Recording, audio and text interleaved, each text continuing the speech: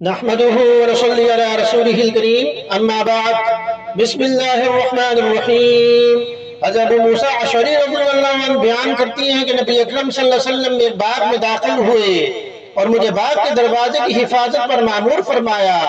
پس ایک آدمی نے آ کر اندر آنے کی اجازت طلب کی، آپ صلی اللہ علیہ وسلم نے فرمایا اسے اجازت دے دو اور جنت کی بشارت بھی دے دو۔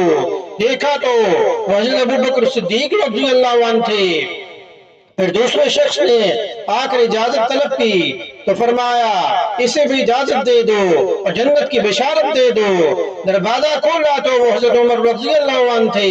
پھر ایک اور شخص آیا اور اس نے بھی اجازت طلب کی تو آپ صلی اللہ علیہ وسلم تھوڑی دیر خاموش رہے، پھر فرمایا انہیں بھی اجازت دے دو اور جنت کی بشارت دے دو ان مصائب و مشکلات کے ساتھ جو اسے پہنچے گی۔ دیکھا تو وہ حضرت عثمان غنی رضی اللہ عنہ تھے۔ اس حدیث کو امام بخاری رحمت اللہ علیہ نے بخاری شریف میں روایت کیا۔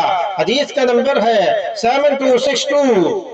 تو یہ صحابہ کرام تھے کہ جن کے بارے میں نبی اکرم صلی اللہ علیہ وسلم نے جنت کی بشارت دی۔ صحابہ وہ صحابہ کہ جن کی ہر صبح عید ہوتی تھی، خدا کا قرب حاصل تھا، نبی کی دید ہوتی تھی۔ اللہ پاک ہمیں سنت پر عمل کرنے کی توفیق عطا فرمائے، صحابہ کرام رضی اللہ عنہم کے نقش قدم پر چلنے کی توفیق عطا فرمائے۔